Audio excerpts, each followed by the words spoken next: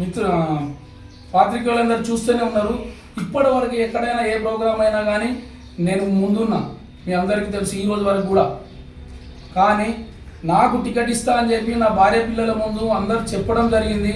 చెప్పిన తర్వాతనే నా భార్యను నా పిల్లలను తీసుకొని ఇంటింటి ప్రచారం చేసుకున్న తర్వాత చేస్తూ వస్తుండగా కూడా ఒక్కరోజు ప్రెస్ మీట్ పెడదామని పిలిచారు మమ్మల్ని. పిలిస్తే నేను ఆఫీస్లోకి వెళ్ళాము. ఆఫీస్లో కూర్చున్నాము.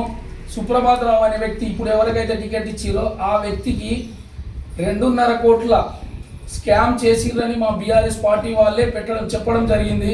ప్రెస్ మీట్ పెట్టడం కూడా జరిగింది. ఇదంతా గమనించాలి ప్రజలు.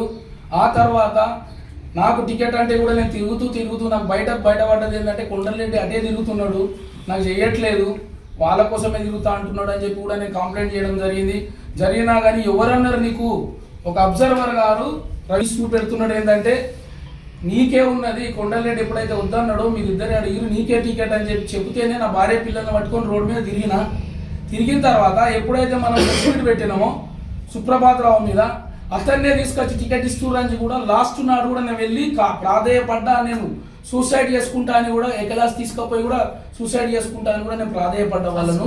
బీఫామీ కోసము మనం ఫస్ట్ బీఆర్ఎస్ పార్టీ నుంచే నన్ను నామినేషన్ ఏమన్నారు వేసాను. దాంట్లో బీఆర్ఎస్ అని ఉంటుంది, అది కూడా గమనించండి మీరు. ఇప్పుడు ఏమైందంటే ఆ తర్వాత ఈయనను తీసుకొచ్చి టికెట్ ఇస్తుందని తెలియగానే లాస్ట్ నామినేషన్ నాడు నన్ను ఆఫీస్లో కూర్చోబెట్టి కూడా నీకే టికెట్ అంటున్నారు అందరు. నేను ఈరోజు ప్రెస్ వాళ్ళు అడిగితే మేము టికెట్ ఇస్తా అని అనలేదు అంటున్నారు. నాతో చెప్పడం జరిగింది.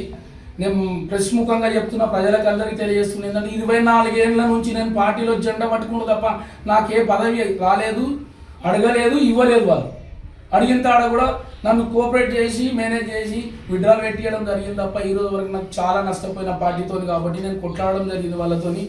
నిన్న స్కామ్ చేసిన వ్యక్తి ఎలా ఇస్తారు మీ టికెట్ అని కూడా నేను ప్రశ్నించడం జరిగింది. దాన్ని అంతా ప్రజలు కూడా గమనించాలి. ఇవాళ నేను రెబల్గా 100% నేను రెబల్గా ఉంటున్నా.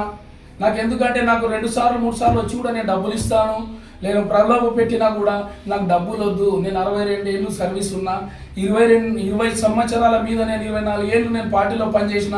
నేను ఇక ఏజ్ అయిపోతుంది, ఒక్కసారికి నేను దండం పెడతా, నాకు టికెట్ ఇవ్వండి, నా భార్య పిల్లల్ని ఎప్పుడు నేను బయటకు తీసుకురాలి, ఇంటింటి ప్రచారంలో కాళ్ళు మొక్కుంటూ కూడా తిరిగిన నేను అని ప్రాధేయపడడం జరిగింది. మేము ఇచ్చినామా అని ఇప్పుడు అంటే ఇదంతా ప్రజలు గమనించాలి.